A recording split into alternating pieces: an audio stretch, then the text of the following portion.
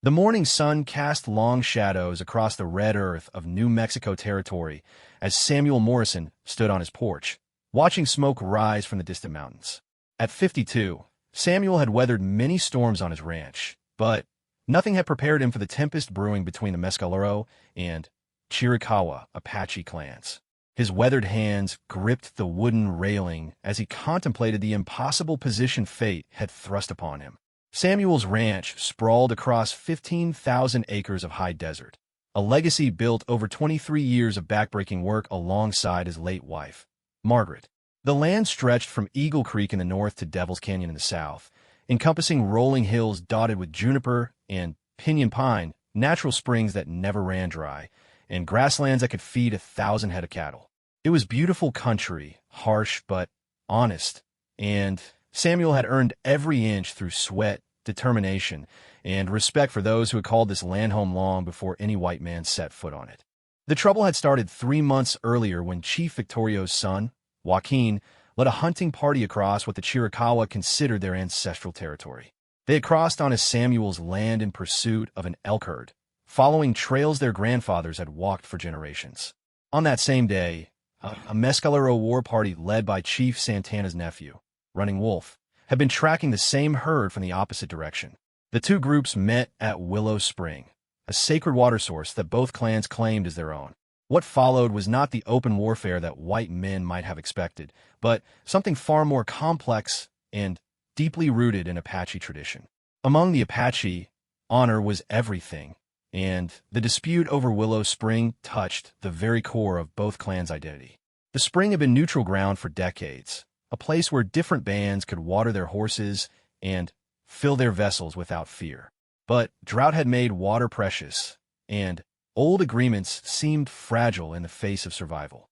The confrontation at Willow Spring had been brief, but intense.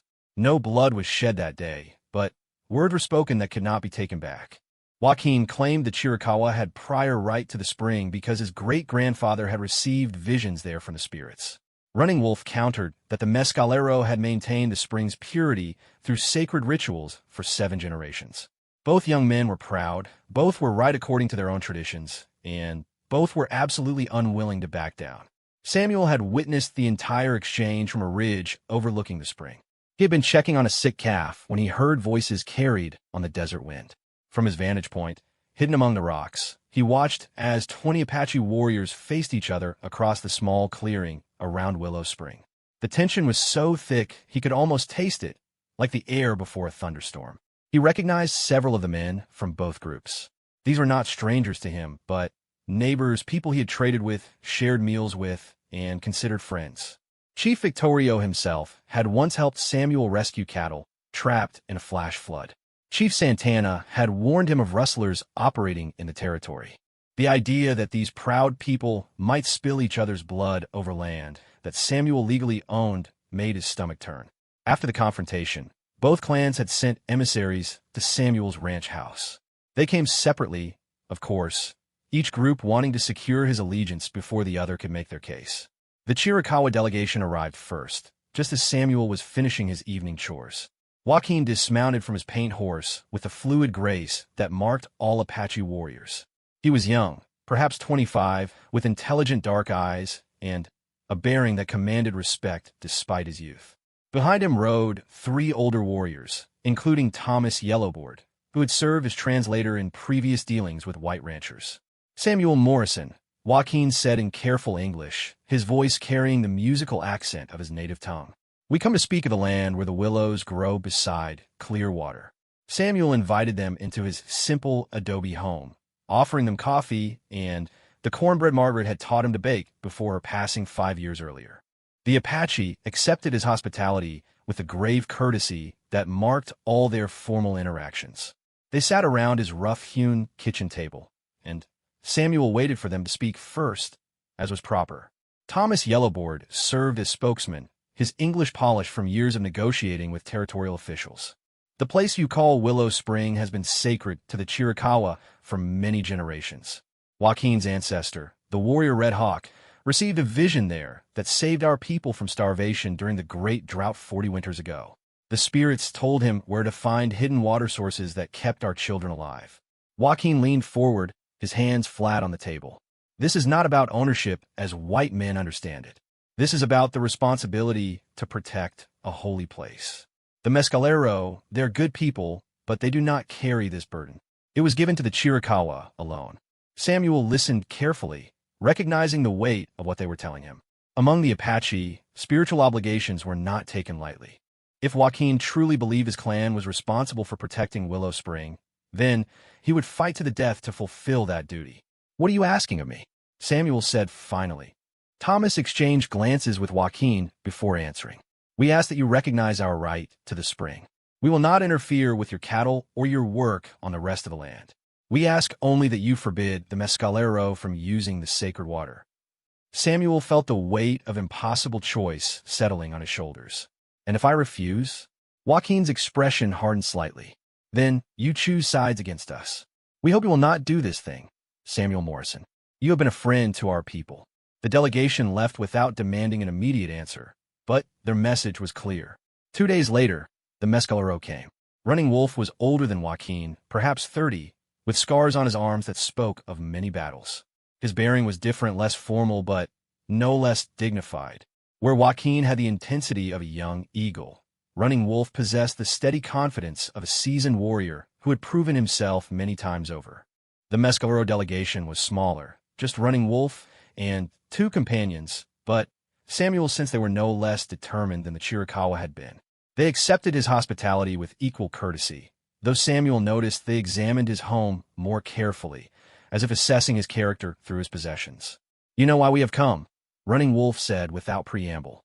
His English was accented, but clear, and his dark eyes held Samuel's without wavering. "The Chiricahua have spoken to you about the spring." "They have," Samuel acknowledged. Running Wolf nodded slowly. "They tell old stories to justify new claims. Yes, Red Hawk may have received visions at the spring, but the Mescalero have maintained the sacred rituals that keep the water pure. My grandmother's grandmother taught her the proper songs, and she taught my grandmother, and she taught my mother, and she taught my sister. For 7 generations, Mescalero women have blessed that water with ceremonies the Chiricahua do not know." One of Running Wolf's companions, an older man with gray streaking his long hair, spoke up. "The Chiricahua think, because one of their warriors had a vision there, they own the place. But visions come to those who are worthy, wherever they are worthy. The true guardianship lies in the daily care, the proper respect, the knowledge of how to keep the spirits happy." Samuel found himself caught between 2 equally compelling arguments, each rooted in different aspects of Apache spiritual tradition. "What do you want from me?" "The same thing they want," Running Wolf replied. "Recognition of our right to the spring. We do not seek to deny them water in times of great need, but we will not allow them to claim exclusive ownership of what the spirits have given to all Apache people. And if I side with them?" Running Wolf's scarred hand moved slightly toward the knife at his belt, not as a threat, but as an unconscious gesture that spoke of deep feeling. "Then you choose to support those who would break traditions older than your grandfather's grandfather. We would be very disappointed in such a choice." After the Mescalero left, Samuel sat alone in his kitchen as darkness fell over the high desert. The silence pressed in around him, broken only by the distant call of coyotes and the settling sounds of his old house. Margaret's photograph looked down at him from the mantelpiece, her gentle smile offering no guidance for the impossible situation he faced. He thought about the 23 years he had spent building his ranch, the relationships he had carefully cultivated with both Apache clans, the delicate balance that had allowed him to prosper in a land where many other ranchers had failed or been driven out. That balance was now shattered, and he could see no way to restore it. The legal situation was clear enough. His deed, signed and witnessed in Santa Fe, gave him ownership of every acre, including the spring.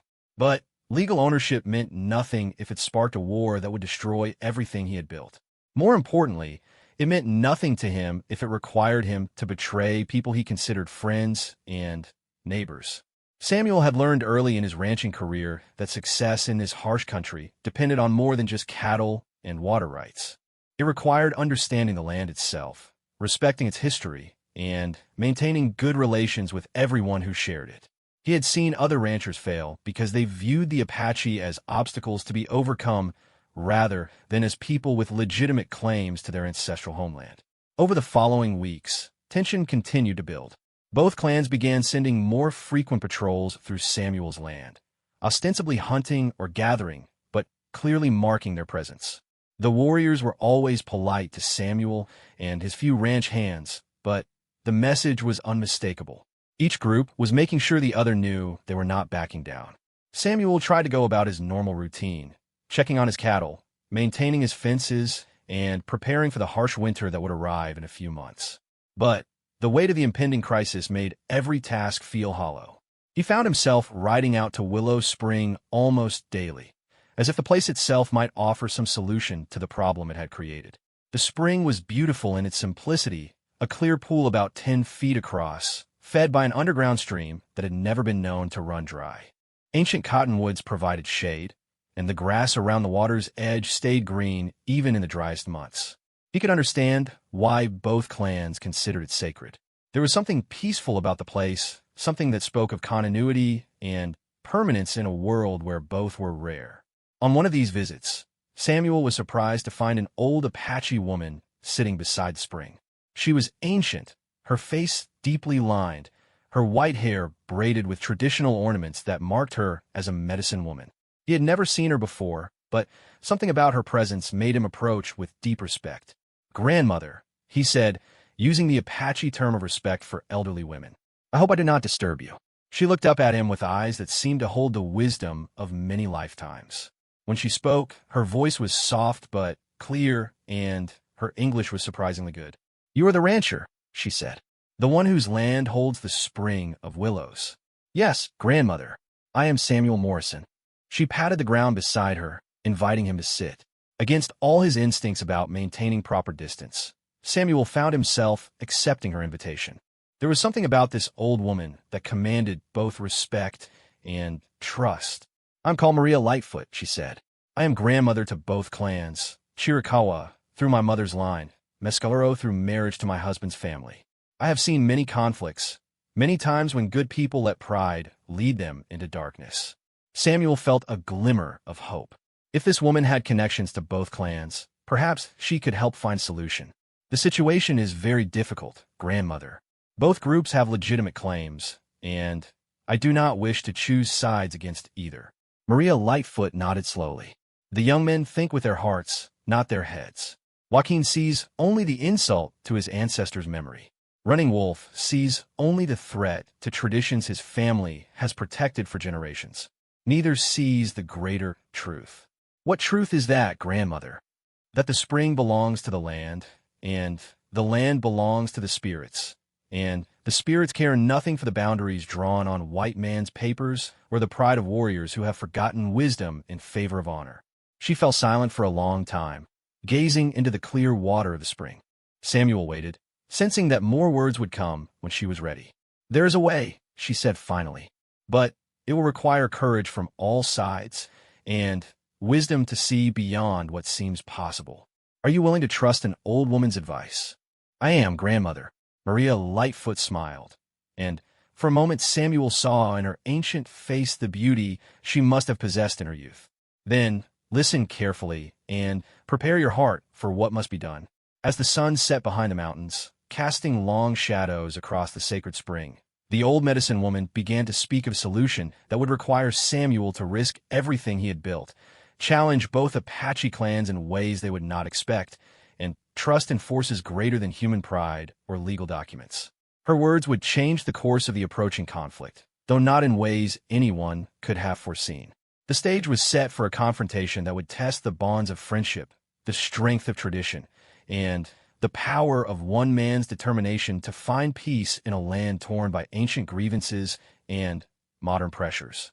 Samuel Morrison was about to discover that sometimes the only way to avoid choosing sides is to create an entirely new side of your own. Maria Lightfoot's words echoed in Samuel's mind for days after their meeting at Willow Spring. The old medicine woman had spoken of a solution that would require him to act as more than just a rancher caught between two angry clans. She had hinted at ceremonies older than the conflict itself, rituals that could transform enemies into allies if performed with proper respect and understanding. But first, she had warned him the situation would get much worse before it could get better. The young warriors on both sides needed to understand the true cost of their pride before they would be willing to consider alternatives to violence. Samuel didn't have to wait long to see what she meant. 3 days after his conversation with Maria Lightfoot, trouble erupted at the eastern boundary of his ranch. It began with cattle. Samuel's foreman, Carlos Mendoza, came riding hard to the ranch house just after dawn, his horse lathered with sweat and his weathered face tight with concern. Carlos had worked for Samuel for 8 years, a steady man who rarely got excited about anything. So when he appeared at Samuel's door in such a state, Samuel knew something serious had happened. "Patron," Carlos said, using the Spanish term of respect that came naturally to him despite years in English-speaking territory. "You need to come quickly. There's been trouble with the herd grazing near Devil's Canyon." Samuel was already reaching for his hat and gun belt. "What kind of trouble?" 20 head missing, maybe more. But that's not the worst of it. There are signs of a fight, and Carlos hesitated, clearly reluctant to continue. "And what?" "There's blood, patron, and tracks heading in 2 different directions. Apache tracks." Samuel felt his stomach drop. He had feared this moment ever since the confrontation at Willow Spring. The conflict between the clans had spread beyond the immediate dispute over the sacred water source. Now his cattle were being caught in the middle, and where there was blood and Apache tracks heading in opposite directions, there was almost certainly going to be more violence. They rode hard across the rolling hills, Samuel's mind racing through possibilities and consequences. His cattle weren't just livestock to him. They represented years of careful breeding and investment. More importantly, any violence involving his property would inevitably draw the attention of territorial authorities, and that could lead to disaster for everyone involved. Devil's Canyon was a rugged area at the southeastern corner of his ranch, marked by red rock formations and dense stands of oak and juniper. It provided good grazing and shelter for cattle, but its many hiding places and rough terrain also made it an ideal location for ambushes or raids. When they reached the grazing area, Samuel could see immediately that Carlos had not exaggerated. The remaining cattle were scattered and nervous, clearly traumatized by whatever had happened. Signs of struggle were evident in the trampled grass and broken branches. Most disturbing of all were the dark stains on several rocks that could only be blood. Carlos pointed toward the northern rim of the canyon. The track split there. One group headed toward Chiricahua territory, the other toward Mescalero lands. Samuel examined the scene carefully, using tracking skills learned from Apache friends during his early years in the territory. The story the signs told was complex and troubling. 2 groups of warriors had indeed met here, apparently while both were attempting to drive off cattle. The confrontation had been brief, but violent, ending when one group retreated to the north and the other to the south, each taking some of Samuel's stolen cattle with them. But something about the scene didn't make sense. Samuel knelt beside one of the blood-stained rocks, studying the pattern of stains and the tracks around it. The blood had come from someone who had fallen here, but the tracks showed that person had been helped away by companions. No body had been left behind, which meant the wounded warrior was probably not seriously injured. More puzzling still were the tracks themselves. Samuel had learned to recognize the distinctive footprint patterns and horse markings of many individual Apache warriors over the years. Some of the tracks he found belonged to men he knew from both clans, but others seemed unfamiliar, made by warriors he had never encountered.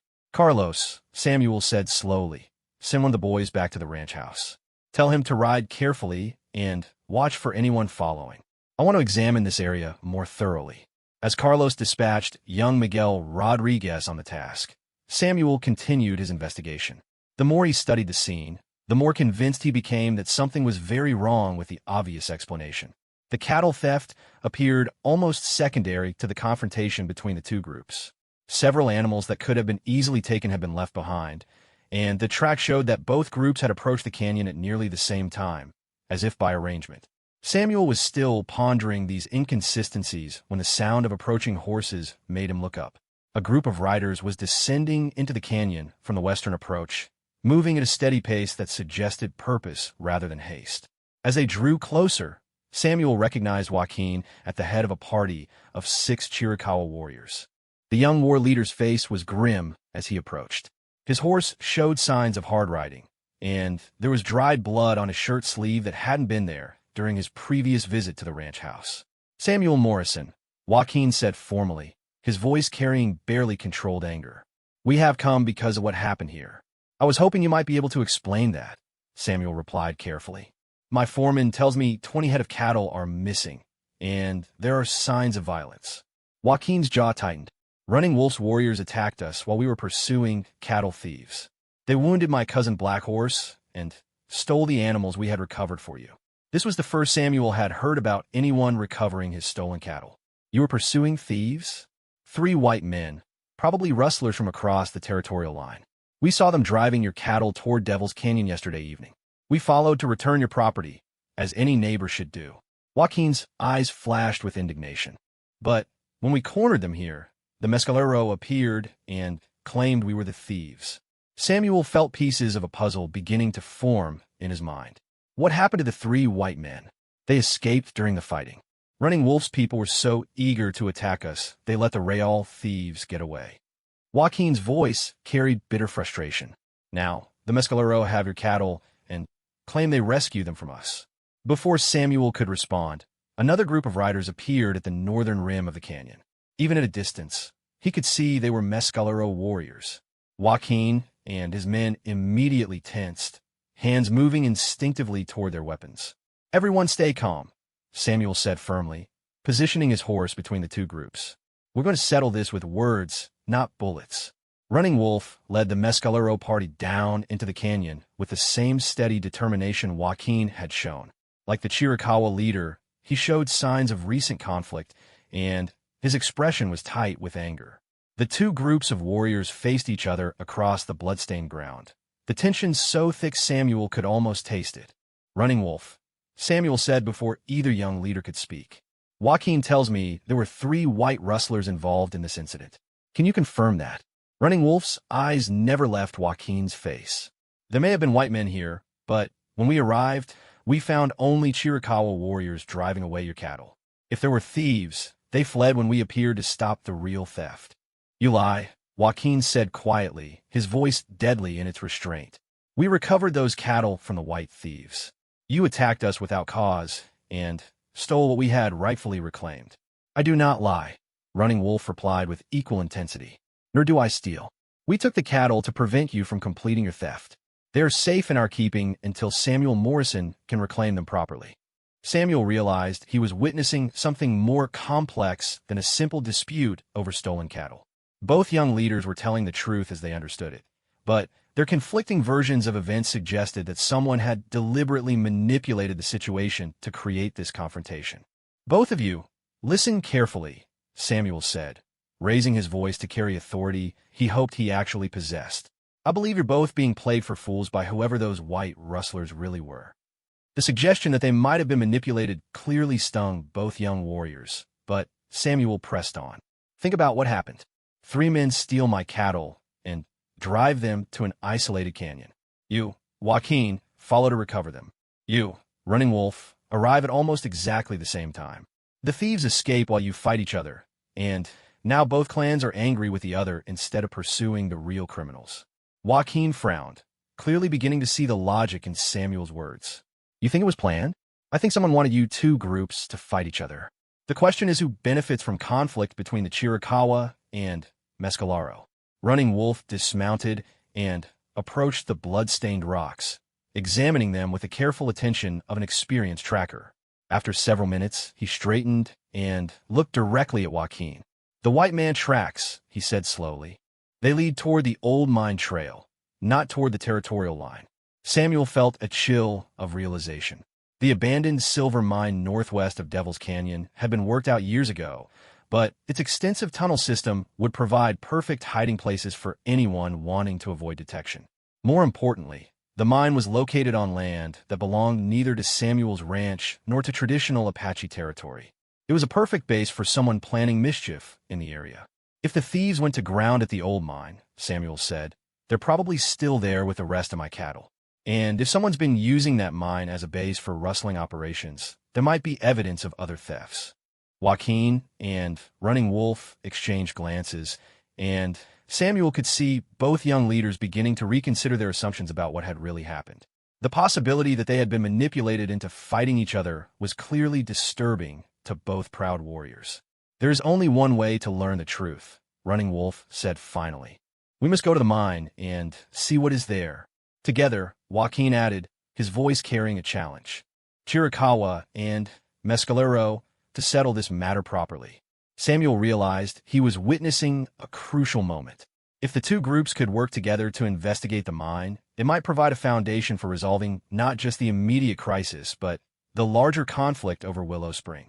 But if the investigation went wrong, or if they found evidence that implicated one clan or the other, the result could be even worse violence. "I'm coming with you," Samuel announced.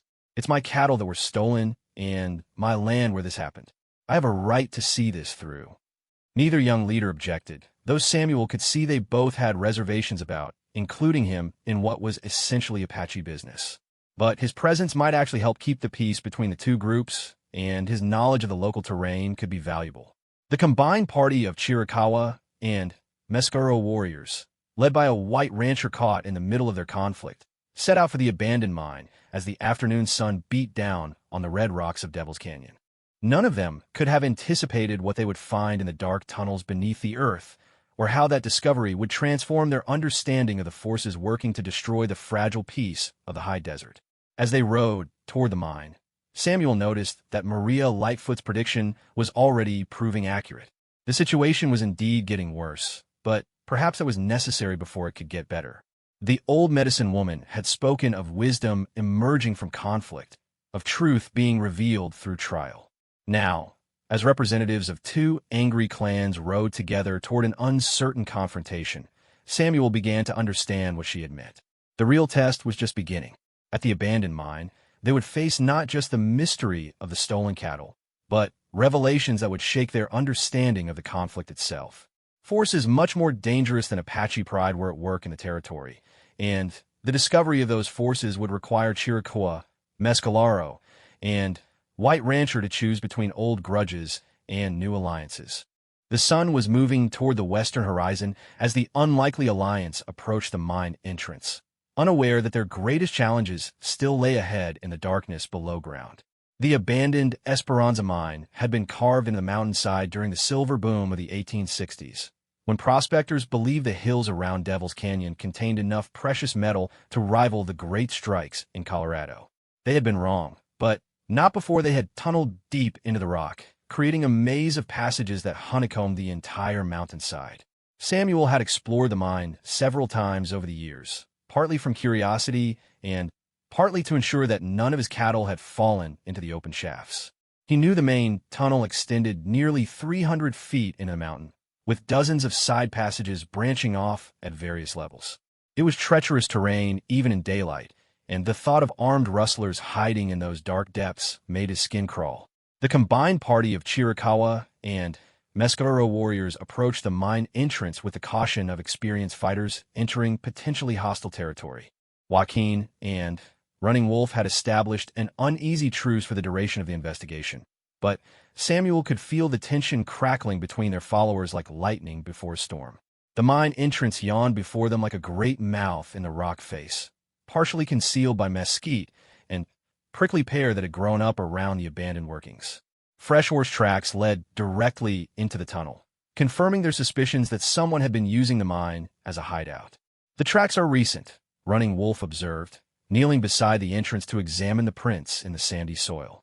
Multiple horses, heavily loaded. These were not men traveling light.